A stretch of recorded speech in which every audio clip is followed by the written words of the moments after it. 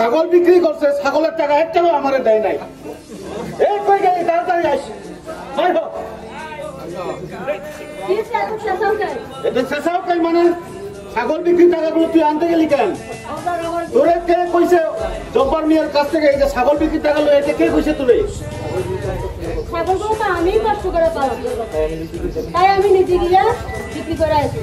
আর বিক্রি করার সময় তখন করছি টাকাগুলো যেন আমার হাতে দেয়। তুই কি তোর বাপের বাড়ি থেকে ওই ছাগলগুলো লই আইছ? হ্যাঁ, কানের দুল বিক্রি করে কিছু লাভের আশায় ছাগল কিনতে আসলাম। আর এই ছাগল বিক্রি করার টাকাগুলো দিয়ে আমি গরু পালন। তোর গরু ছাগল কিছু পালন লাগবো না, টাকাগুলো তাড়াতাড়ি আমারে দে, আমার লাগবো টাকা এখন। আমি কথা বলতে চাই না আমি। টাকাগুলো আমারে দিতে, কিন্তু তোর বউ শুনলো না। মনে হয় বাপের বাড়ি থেকে আনছে টাকাগুলো, ছাগলগুলো আনছে। এই টাকার ভাগ আমারও চাই, অবশ্যই দান লাগবো। আমি এই টাকার ভাগ কাউরে দিব না। ওই সোনার দুলগুলো আমি আমার বাবার বাড়ি থেকে আনছি। আর ওই টাকা দিয়ে আমি 6টা ছাগল কিনা পয়লা পয়সা বড় করছি, আর ওটা বিক্রি করলাম। আর আপনারা এই টাকার ভাগ বসাতে চান, আমি কাউরে দিব না। এতদিন বহু সহ্য করছি, আর না। তুই টাকা দিবি না মানে?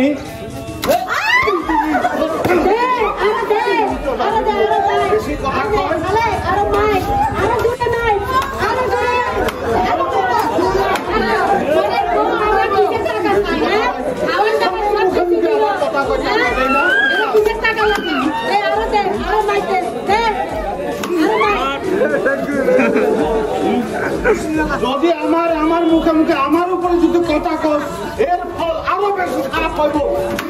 বাবা বাবা, তুমি কথায় কথায় মার মারাকে এগুলো কিন্তু ভালো না। তুই আবার তোর মার পক্ষে কথা কর, আরাম জাদা তোরে খাই।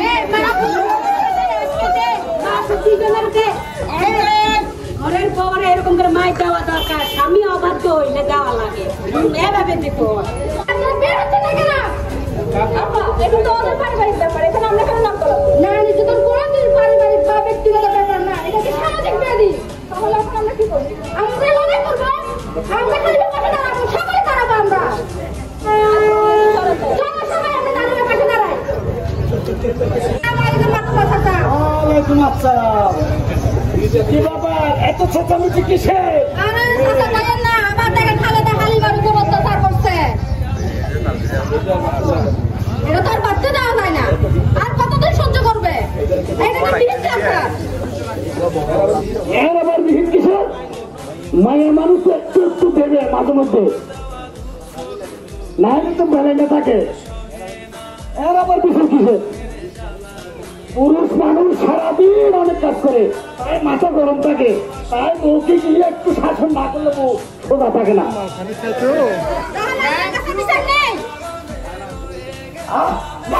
কোনো বিচার নেই। আমরা তাহলে আইনের রাস্তা নিব। আরে না, আমার সামনে থেকে দেখে নিব আমরা।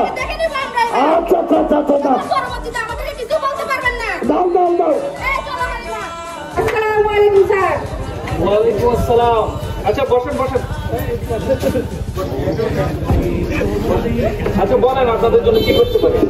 স্যার আমরা একটা অভিযোগ নিয়ে আসছি। হ্যাঁ। আচ্ছা কই দেখি তো।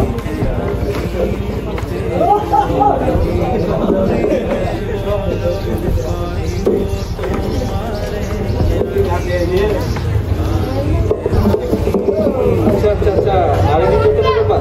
হ্যাঁ স্যার। ব্যাপারটা তো অনেক জটিল। তো এখানে হালিমা কে? এই হচ্ছে ভিকটিম। আচ্ছা আচ্ছা, আপনি বলেন তো কি হয়েছিল? স্যার আমার বাবার বাড়ি থেকে আমার একজনে কানের দুল ছিল, সেই দুলে বিক্রি করে আমি কয়েকটা ছাগল কিনে খাওয়াইছি। আর এটা আমি বিক্রি করছি একটা গরু পালন দেখে। এখন আমার স্বামী আর আমার শাশুড়ি ওই টাকার ভাগ পাওয়ানোর লেগে আমার মাসতে করছি। এর একটা বিহিত করেন স্যার। আচ্ছা ঠিক আছে, এখন আপনারা প্রাথমিকভাবে আপনার এলাকার যে কোনো সমাজের কোনো নেতৃত্বের কাছে যান নাই, মাতব্বর কিংবা কোনো মেম্বারের কাছে যান নাই? হ্যাঁ স্যার গেছি তো, আমাদেরকে এখান থেকে বাড়ি থেকে তারপরে বের করে দিচ্ছে। কি বলে? হ্যাঁ আমরা ওনার কাছে বিচার নিয়ে গেছি, ওনার কাছে কোনো বিচার নেই। এটা স্বাভাবিক ব্যাপার নাকি? আচ্ছা আচ্ছা, এটা তো অনেক জটিল ব্যাপার। আচ্ছা ঠিক আছে, আপনাদের অভিযোগটা আমি দেখলাম এবং আপনাদের অভিযোগটা আমি গ্রহণ করলাম। হ্যাঁ, কিন্তু আপনারা যে এসেছেন সাহস করে, তার জন্য আপনাদেরকে অবশ্যই অনেক অনেক ধন্যবাদ। আসলে আমাদের দেশের আনাচে কানাচে নারী নির্যাতনের ঘটনা কিন্তু প্রতিদিনের ঘটনা, এটা নতুন কিছু না, এটা প্রতিটা বাড়িতেই ঘটে। হ্যাঁ, তো অনেক সময় দেখা যায় যে আপনার যৌতুকের টাকার জন্য হয়, অনেক সময় নেশাগ্রস্ত হয়ে স্বামী গিয়ে অত্যাচার করে, বা বিভিন্ন কারণে হয়। ঠিক আছে, অনেক সময় শ্বশুর শাশুড়িরা করে, আবার অনেক সময় দেখা গেল যে বিভিন্ন ধরনের কাহিনী থাকে। তো নারীরা কিন্তু নির্যাতিত হয়ে বাসায় থাকে, তারা কখনোই আপনার সাহস করে সামনে আসতে চায় না। তো আপনারা যে এসেছেন তার জন্য আমি অনেক খুশি হয়েছি। আমি এখনই এসআইকে বলে দিব, এবং কি আজকের মধ্যেই এটা একটা কঠিন ব্যবস্থা আমি নিব। তো আপনারা যে আসছেন তার জন্য আপনাদেরকে ধন্যবাদ। এভাবে আপনারাও সচেতন থাকবেন নারী নির্যাতনের ব্যাপার নিয়ে।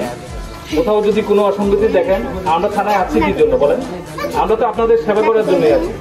তো যারা ভয় পান, যারা আইনের আশ্রয় নিতে ভয় পান, তাদেরকে আমি বলবো আপনারা সবাই যখন কোনো অসঙ্গতি দেখবেন, দেরি না করে দ্রুত আইনের শরণাপন্ন হবেন।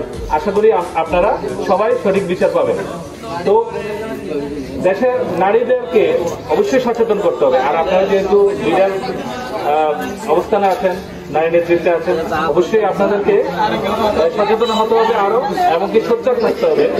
আর যদি কখনো কোথাও এই ধরনের নারী নির্যাতনের ঘটনা ঘটে, তাহলে আপনারা অবশ্যই থানার শরণাপন্ন হবেন।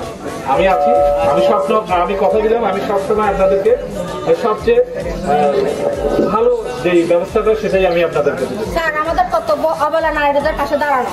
হ্যাঁ, অবশ্যই ঠিক। তার জন্য আবার ধন্যবাদ আপনাকে। আমরা নীরব থাকুন না। আমার মতন অসহায় নারী যারা আছে, তারা যেন এখানে আইসা, থানায় আইসা তাদের অভিযোগগুলো জানাতে পারে। হ্যাঁ, সেটা অবশ্যই। তারপরে যদি সমাজে কোথাও কোনো অসঙ্গতি দেখেন, অবশ্যই আমাদেরকে জানাবেন। আমরা আমাদের সর্বোচ্চ ভালোর দিকটা আপনাদেরকে দেওয়ার চেষ্টা করব, সেবাটা দেওয়ার চেষ্টা করব। আচ্ছা, ঠিক আছে আপু, আমি আপনাদের অভিযোগটা গ্রহণ করছি। আমি এখনই এসআইকে বলে এইটা একটা ব্যবস্থা নিচ্ছি। হ্যাঁ, আসসালামু আলাইকুম স্যার। আমাদের তো ভয় লাগবে। ভয় কিসে? ভয়কে জয় করতে হবে, বুঝছো? ভয়কে জয় না করলে আমরা নারীরা কোনোদিন শক্ত হয়ে দাঁড়াতে পারবো না। নইলে আমাদের কি করতে হবে? নইলে আমার ন্যায়ের কল্যাণের শিকার ভাঙতে পারবো না। আচ্ছা, ঠিক আছে।